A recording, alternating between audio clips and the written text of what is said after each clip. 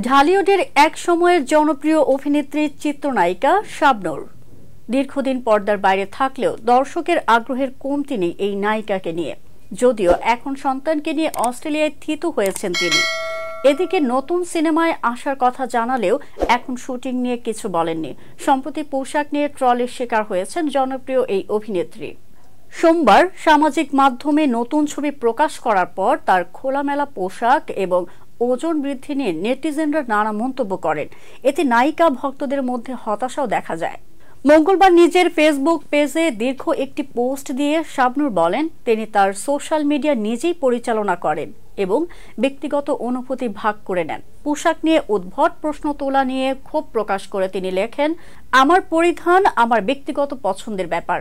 কেউ পছন্দ না করলে গঠনমূলক সমালোচনা করুন, তবে আজে বাজে মন্তব্য এড়িয়ে চলুন।